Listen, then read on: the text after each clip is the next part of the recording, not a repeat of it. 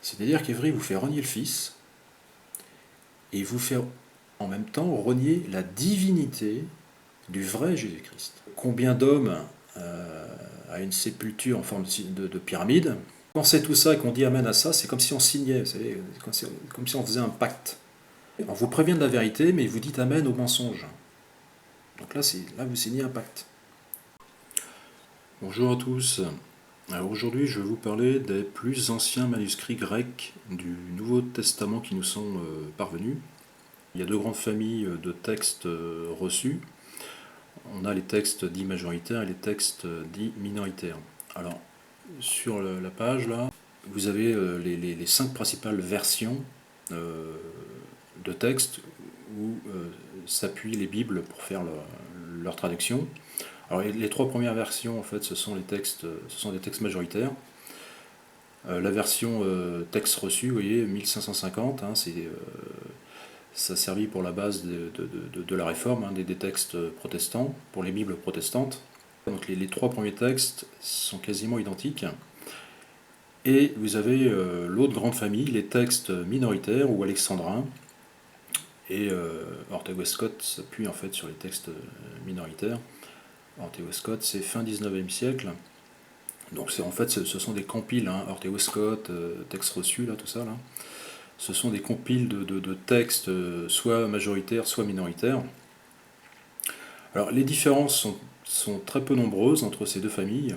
Il y a quelques grandes différences qui portent essentiellement justement sur l'identité du Père et du Fils, d'où l'importance là des choix du texte, surtout pour Évry qui considère que le Fils égale le Père, et qui s'appuie justement sur des versets que l'on va voir pour étayer leur doctrine, et malheureusement il s'appuie sur les mauvais textes. Et il s'appuie sur ces différences en fait qui n'existent pas, on va le voir ensemble, d'où l'importance capitale justement sur cette doctrine-là, le Fils égale le Père, de choisir les bons textes. Alors, je vais vous montrer par exemple une différence. On va aller dans 1 Timothée 3,16. Alors, vous voyez, ici 1 Timothée 3,16, donc vous connaissez sûrement la traduction. Le mystère de la piété est grand. Alors, le début, hein, évidemment en grec, je ne lis pas le grec, mais je sais que c'est le mystère de la piété, sans contredit, le mystère de la piété est grand. Dieu, vous voyez, Dieu, il est en surgras parce que c'est la différence qu'il y a avec le texte minoritaire. Donc dans le texte majoritaire, c'est dit Dieu s'est manifesté en chair, et dans le texte minoritaire, c'est celui-ci s'est manifesté en chair.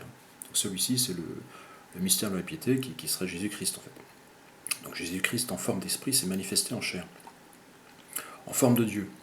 S'est manifesté en chair, et là, ça sous-entend Dieu s'est manifesté en chair, Dieu le Père.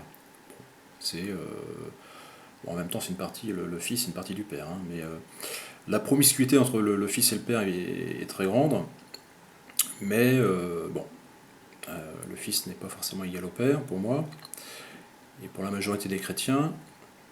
Alors on va voir que c'est pas c'est pas le verset le plus important sur l'identité. On va voir le verset justement. Hein, il y en a un qui est capital. Alors je ne le lis pas tout de suite, je laisse un petit peu de suspense, mais vous allez voir que leur doctrine tombe à l'eau, hein, d'une certaine façon, puisque ce verset n'existe pas. Alors ici, c'est un mail que j'avais envoyé en 2017, donc au site d'Évry, justement pour leur dire hein, qu'éventuellement il s'était trompé de texte. Donc je mets en titre texte majoritaire ou minoritaire. Alors les textes majoritaires, on les appelle majoritaires parce que 80% des manuscrits grecs sont de type majoritaire et 20% de type minoritaire. Mais les plus anciens textes, la majorité sont minoritaires. Alors dans ce mail, je reprends l'article de Timothée Minard qui retrace l'historique des découvertes des différents textes et manuscrits bibliques. Alors, j'expose ici tous les arguments qui vont en faveur du texte minoritaire. Donc il y en a une dizaine à peu près. Alors, il y en a deux principaux. Alors, le premier, vous voyez ici, le texte majoritaire n'apparaît pas avant le 5e siècle. C'est-à-dire de tous les textes, de tous les manuscrits grecs reçus, aucun avant le 5e siècle n'est de type minoritaire. Et beaucoup, alors j'ai plus les chiffres en tête, mais je crois que c'est 5000, il y a 5000 morceaux ou de livres plus ou moins complets du Nouveau Testament qui existent avant le 5e siècle et qui sont tous de type minoritaire. Alors là déjà c'est un argument assez convaincant, mais surtout l'argument le plus convaincant c'est celui-ci. Aucune citation biblique des pères de l'Église, donc antérieure au milieu du IVe siècle, et des plus anciennes traductions du Nouveau Testament en langue copte, latine, syriaque ou éthiopienne ne sont issues du texte majoritaire. Donc, alors tous les textes, tous les manuscrits grecs qui existent avant le 5e siècle, plus toutes les citations des pères de l'Église avant le IVe siècle, et toutes les plus anciennes en fait, traductions en différentes langues de ces textes grecs, qui existent, dont on a des traces avant le 5e siècle, tous ces textes-là sont issus du texte minoritaire. Donc là déjà, alors le plus convaincant, c'est ça encore, c'est les lettres des pères de l'Église. C'est-à-dire qu'en fait, donc ils s'envoyaient des lettres, et ils citaient évidemment des versets bibliques. Et dès le IIe siècle, Ignace d'Antioche, Polycarpe et d'autres, les tout premiers pères de l'Église qui ont connu physiquement l'apôtre Jean, Pierre, utilisaient forcément les bons textes. Et dans leurs lettres, ils n'utilisent que les textes de type minoritaire, en sachant qu'il n'y a pas deux versions de leurs lettres. Leurs lettres, c'est des copies qui nous sont reçues, mais il n'y a pas deux copies différentes. Il n'y a pas une copie de type majoritaire et une de type minoritaire. Toutes les lettres sont de type minoritaire. Donc là, à partir de là, les bons textes ne peuvent être que minoritaires. Alors si les textes étaient de type majoritaire, parce que certains vous disent, alors dans les arguments de ceux des pro-minoritaires, ils vous disent oui mais les bons textes ont tellement été utilisés au début qu'ils ont été perdus, quoi. Parce que bon, on sait très bien que il y a toujours des gens pour garder même des morceaux de livres, des morceaux de Bible, des morceaux de pages. À partir du moment où c'est très ancien, il y a toujours quelqu'un pour conserver. Voilà. D'ailleurs, c'est ce qui a été fait avec les textes minoritaires. Et dès le début, dès le IIe siècle, puisqu'on a des traces à partir de l'an 140, je crois. Donc, des petits morceaux, des petites feuilles, qui étaient peut-être des livres au Moyen-Âge, sont devenus des feuilles, puis après des morceaux de feuilles. Tout ça est conservé. On a même des livres entiers avant le 5e siècle qui sont de style minoritaire. Donc tout ça est conservé. Si les textes majoritaires avaient existé dès le IIe siècle, dès le début finalement, on aurait des traces, et ça sous-entendrait aussi que dès le début, malgré l'unification de l'Église, au départ, l'unité de l'Église, les textes ont été falsifiés dès le début, ce qui est quand même assez étonnant. Et dès le début, toutes les lettres des pères de l'Église ils se seraient trompés de texte. C'est-à-dire que si on considère les bons textes, les majoritaires, les toutes premières lettres du IIe siècle écrites par Ignace d'Antioche et Polycarpe, les deux, ils se seraient trompés de Bible, de textes. C'est quand même un petit peu quand même étonnant. Je pense, c'est quand même un petit peu improbable, très improbable, pour pas dire quasiment impossible. Alors moi je pense que Dieu a forcément laissé des indices pour nous orienter, et moi ça me paraît évident que les bons textes ce sont les minoritaires, et pas les majoritaires. Euh, voilà. Alors la BJC en plus, vous voyez le textus receptus, là, le texte reçu est un texte grec édité à partir d'une poignée de manuscrits tardifs. Donc c'est le texte reçu, c'est celui d'Erasme de 1550 là, qui a servi aux Bibles protestantes, où s'appuie aussi la BJC.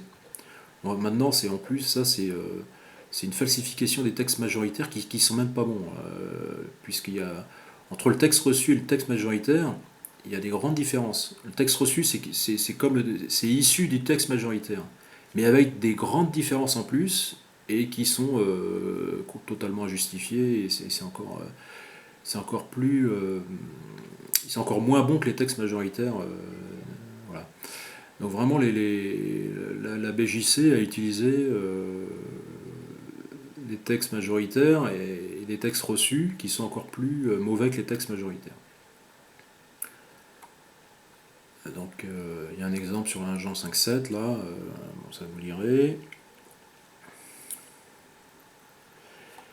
Il y a aussi le fait que le texte majoritaire semble corriger, harmoniser et éclaircir le texte minoritaire. C'est-à-dire qu'en fait, alors pour certains spécialistes qui ont étudié les différences, on peut le voir, je vous donnerai un tableau des différences.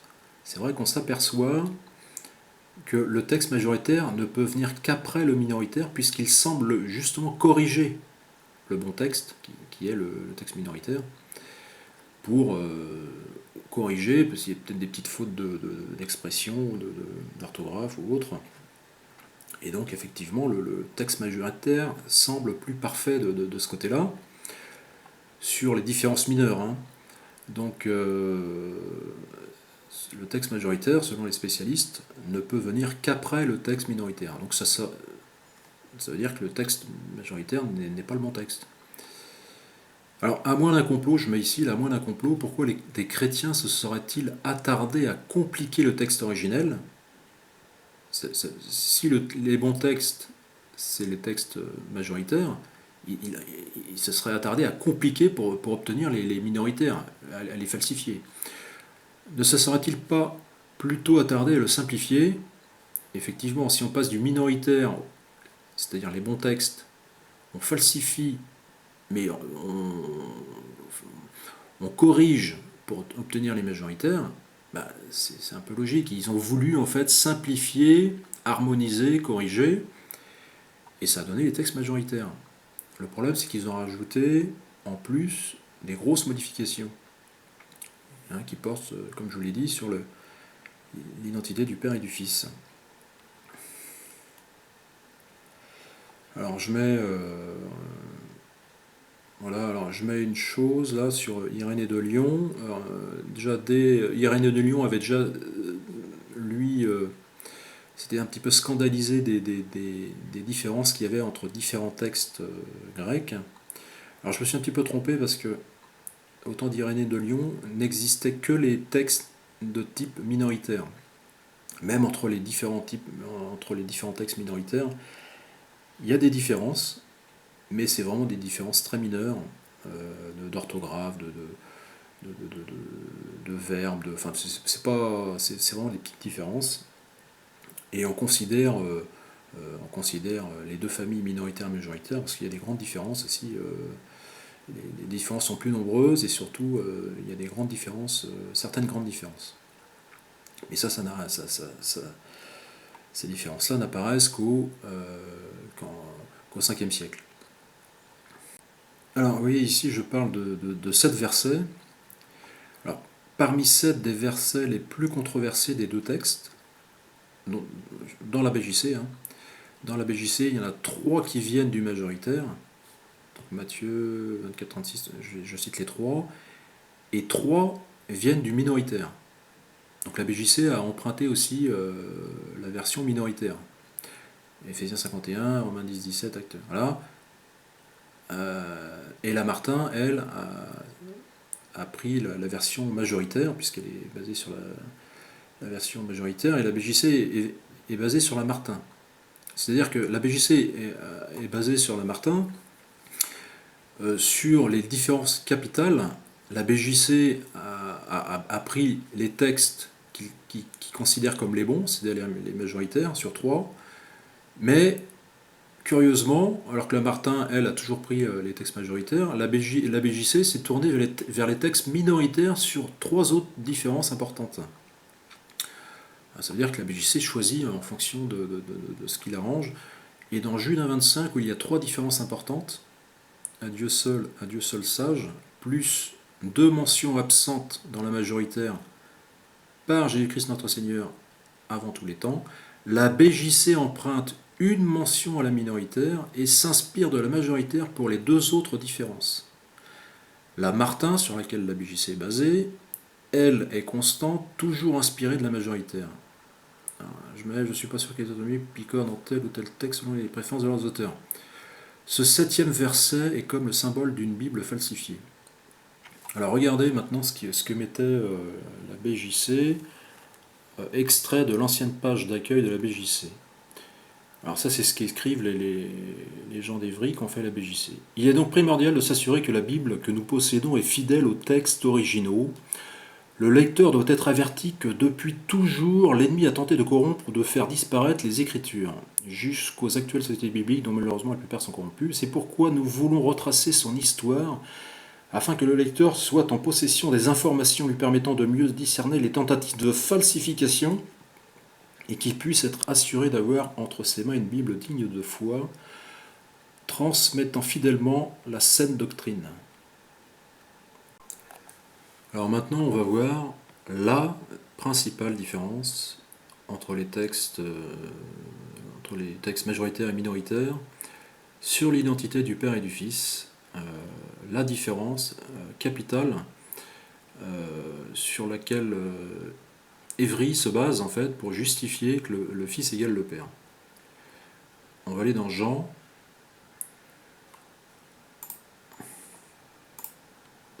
3, 13. Car personne n'est monté au ciel, excepté celui qui est descendu du ciel, le Fils de l'homme, qui est dans le ciel. Alors là, c'est bien Jésus-Christ qui parle, et il semble dire qu'effectivement, il est descendu du ciel, et en même temps, il est dans le ciel. Et ici, c'est bien un participe présent, étant dans le ciel. Donc celui étant dans le ciel, celui qui est dans le ciel.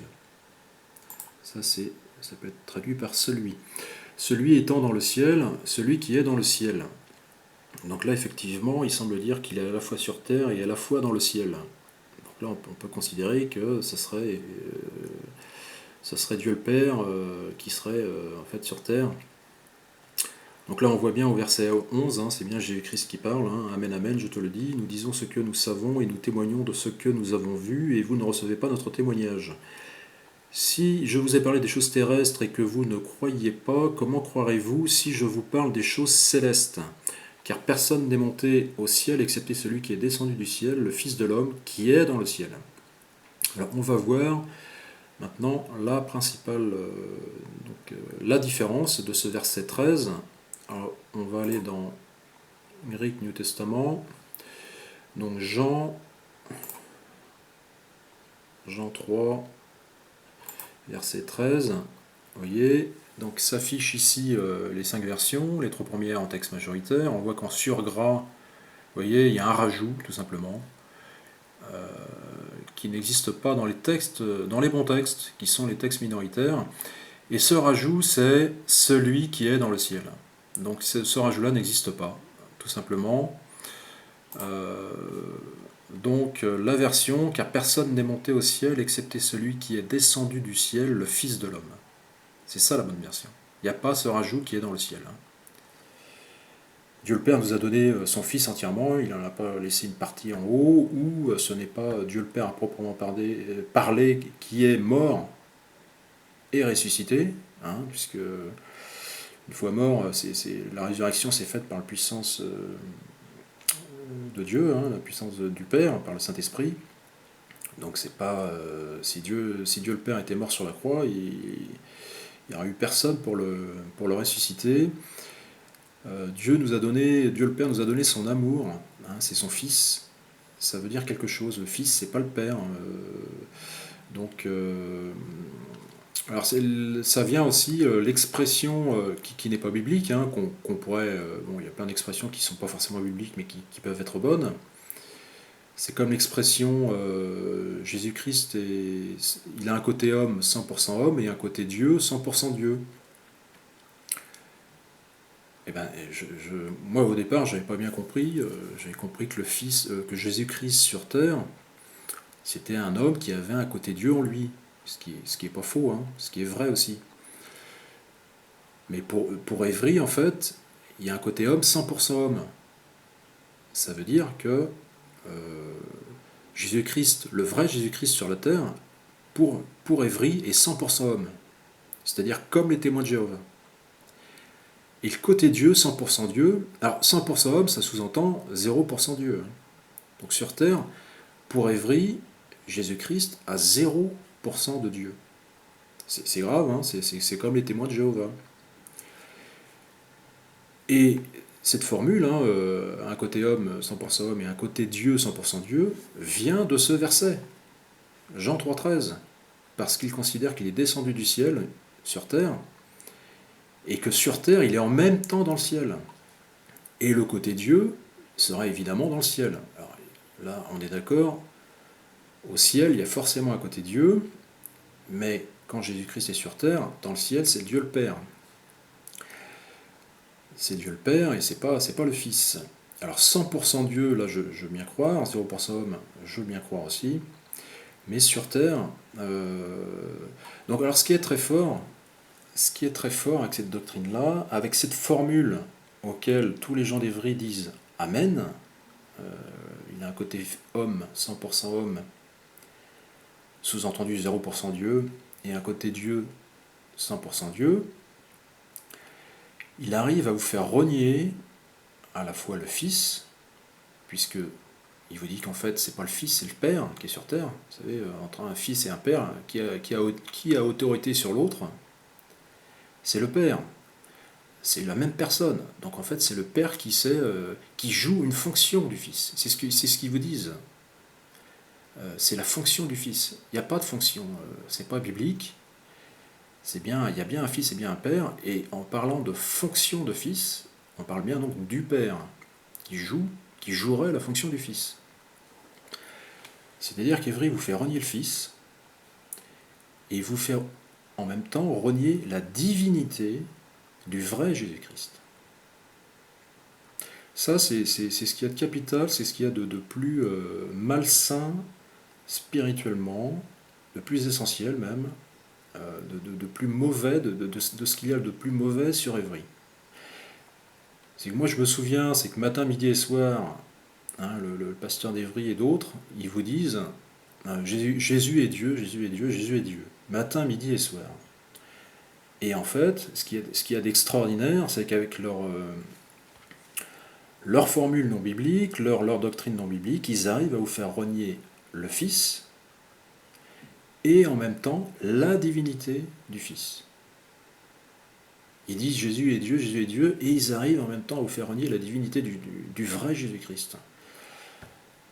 Donc voilà le piège de cette doctrine d'Évry, là, le Fils égale le Père,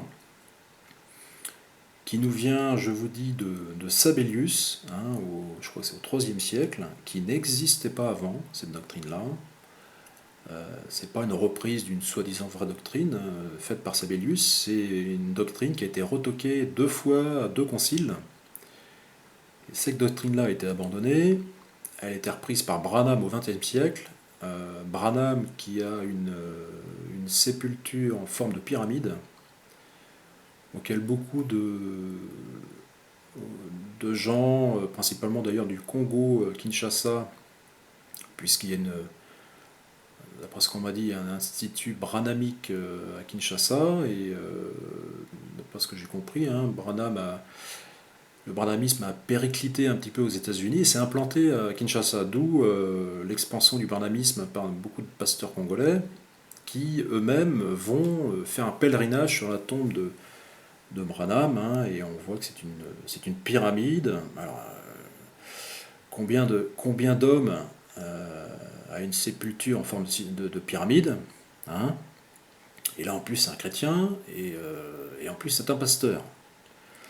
Donc la probabilité d'avoir je vous dis, une sépulture en forme de pyramide est extrêmement faible, hein, dans l'histoire. Et il se trouve que Branham, qui a repris cette fausse doctrine, a une pyramide comme sépulture. C'est quand même un drôle d'indice. Là encore, Dieu, à mon avis, vous savez, quand on sait tout ça, et quand on dit Amen à tout ça, et qu'on sait qu'il y a voilà, Branham aussi, il y a plein de choses sur Branham qui sont étranges, hein. Il a une sépulture comme ça.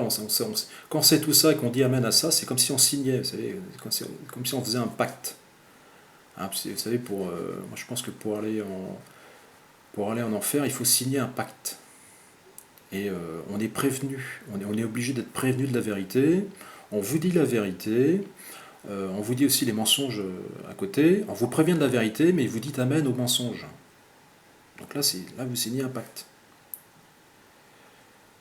Donc en disant Amen au Fils égale le Père, vous reniez le Fils et vous reniez sa divinité. Alors renier le Fils, on le sait dans 1 Jean, hein, c'est bien écrit, celui qui n'a pas le Fils n'a pas le Père. Donc voilà, vous êtes prévenus. Alors, autre différence importante, alors on est dans Apocalypse 1.8, alors à partir du verset 7, « Voici, il vient avec les nuées, et tout œil le verra, même ceux qui l'ont percé. Et toutes les tribus de la terre se frapperont la poitrine de chagrin à cause de lui. Oui, Amen, moi je suis l'alpha et l'oméga, le commencement et la fin, dit le Seigneur qui est, qui était et qui vient, le Tout-Puissant. » Donc là, effectivement, il vient avec les nuées, c'est Jésus-Christ. Et ça peut sous-entendre que là, c'est Jésus-Christ qui parle. Moi, je suis l'alpha, voilà, le commencement qui était, qui vient, le Tout-Puissant. Jésus-Christ est tout-puissant, donc effectivement ça fait penser Jésus-Christ qui est, qui était, qui vient, d'une certaine façon, de toute façon, hein, Jésus-Christ est la parole de Dieu, il est en même temps, il est un petit peu le Père, mais il n'est pas le Père. Pas à égalité en tout cas, pas à proprement parler. Mais alors, on va voir la différence.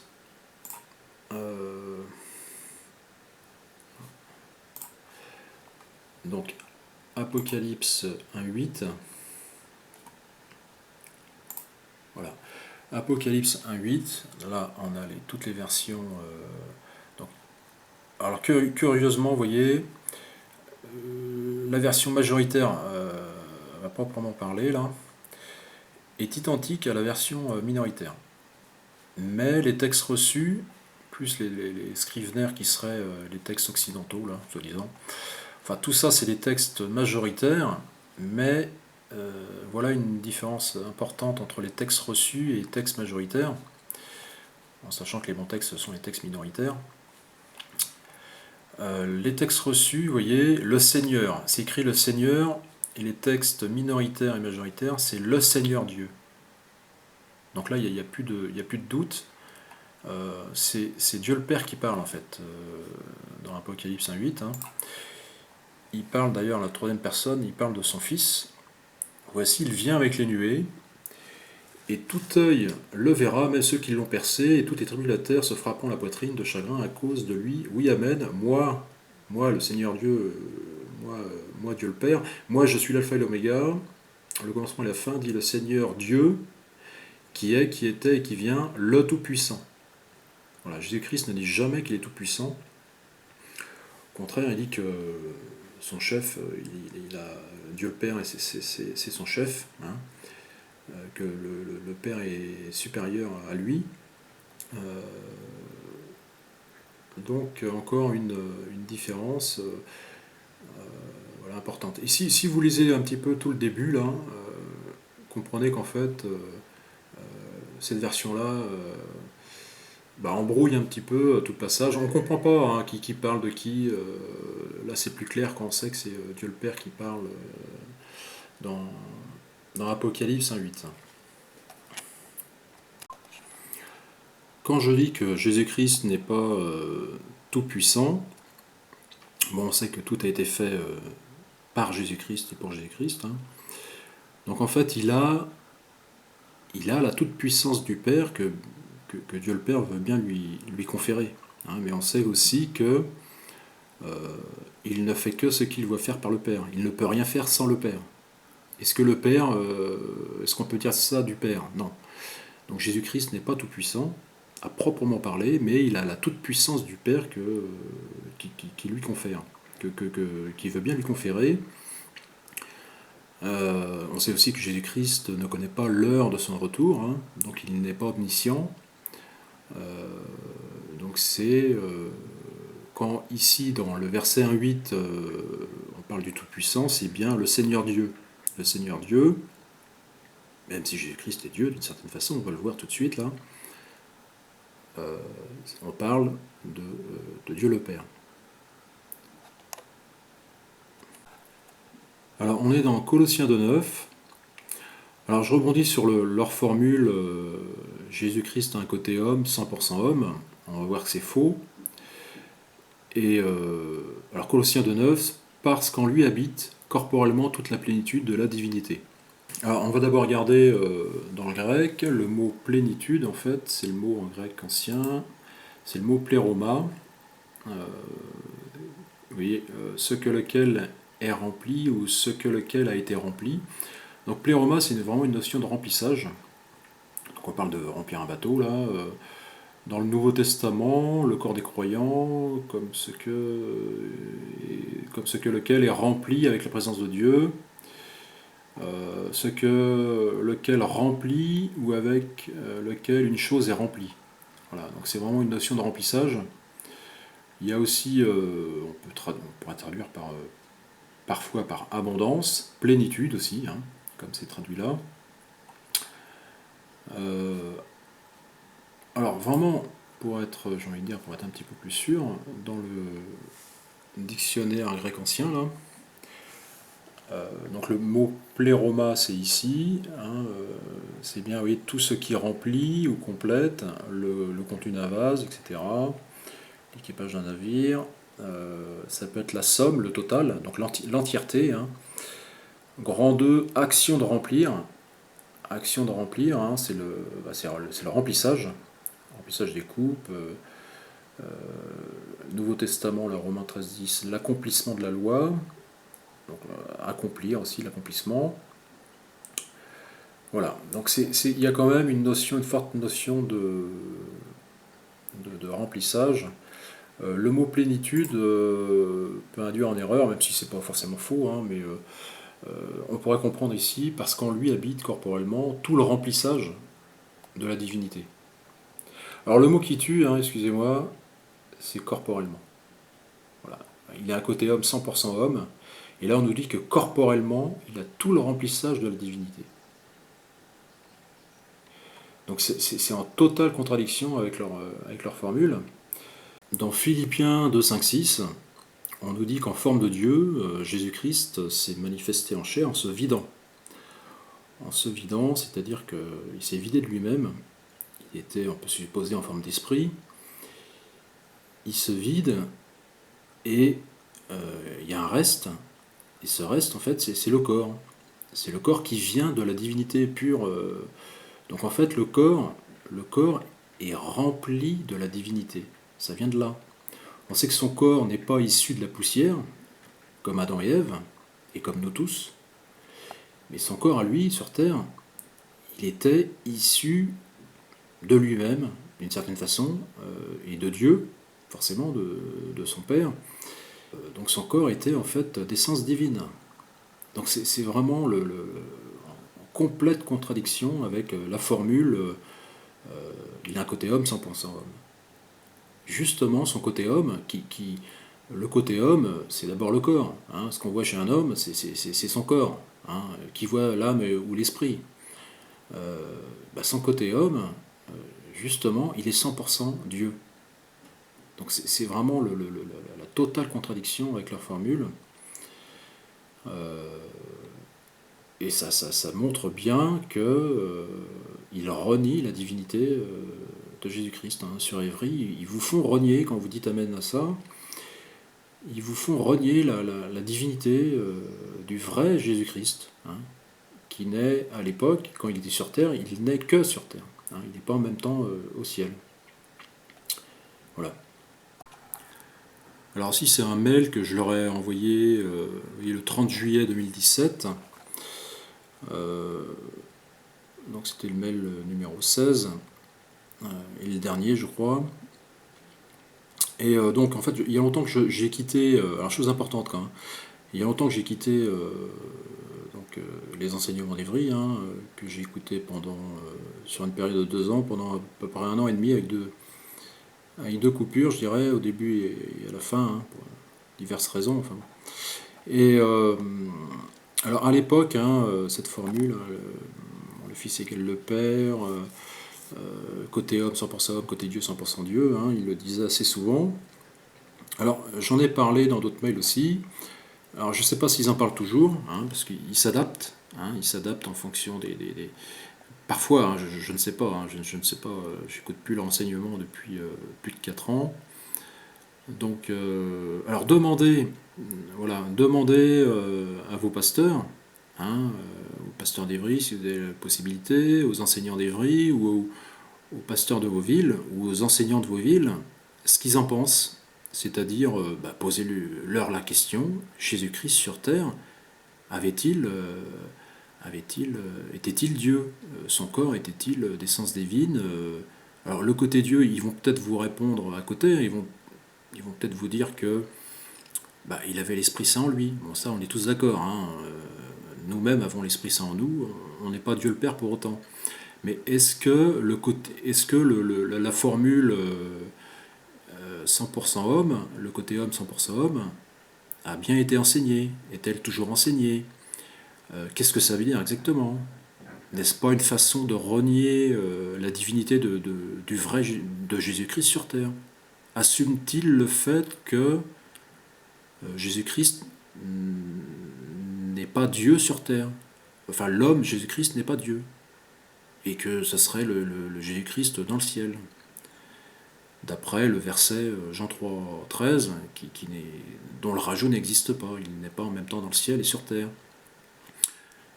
Donc posez-leur ces questions, parce que je vous dis, ils s'adaptent.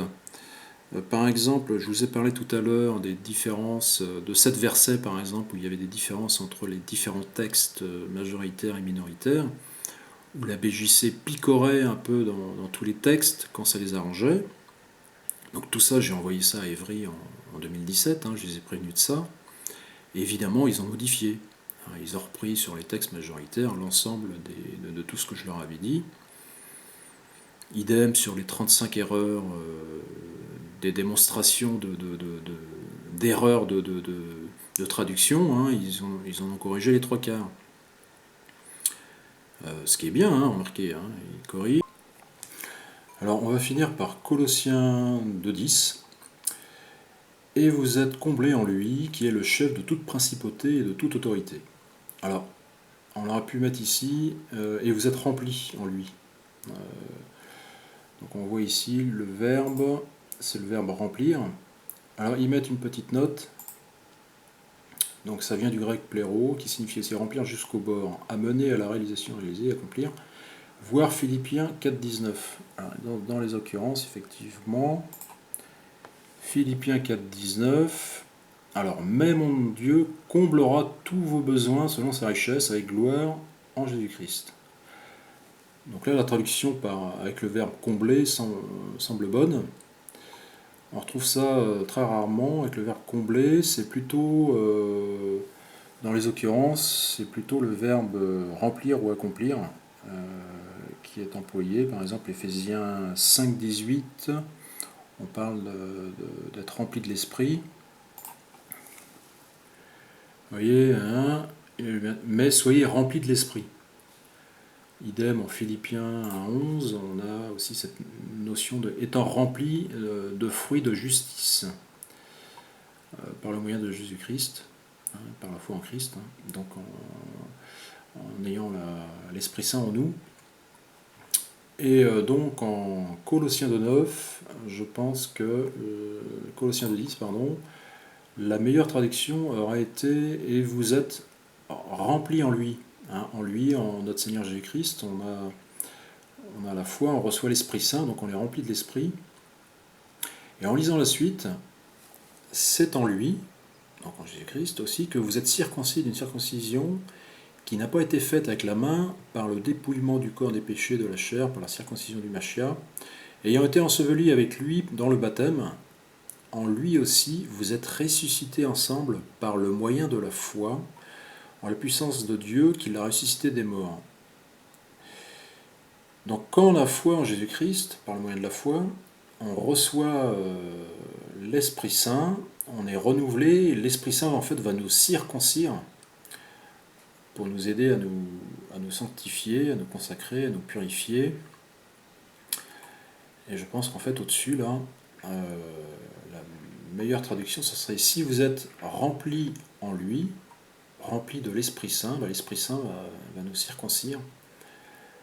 Ça ne sera plus une circoncision faite charnelle, mais une circoncision spirituelle dans la foi en Jésus-Christ, voilà, dont le baptême symbolise aussi la nouvelle naissance, la mort et la résurrection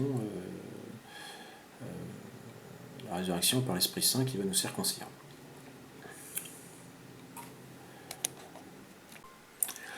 Alors quand c'est traduit par combler, dans les occurrences, c'est rarement, très rarement traduit par combler. Généralement, il y a toujours un complément derrière. Vous êtes comblé de richesse, vous êtes comblé des besoins, tout ça. Là, il n'y a pas de complément. Il n'y a pas de complément et le verbe pléro veut vraiment dire remplir. Hein, et vous êtes rempli, même quand vous êtes comblé de richesse, vous êtes rempli de richesse, hein, avec le Père. Donc quand il n'y a pas de complément, je pense qu'il faut mettre le verbe remplir qui correspond mieux, et vous êtes rempli en lui, donc rempli du Saint-Esprit, rempli aussi du corps de Christ, hein, quand on prend la communion. Donc on est rempli du corps et de l'esprit en lui qui nous aidera à nous circoncire.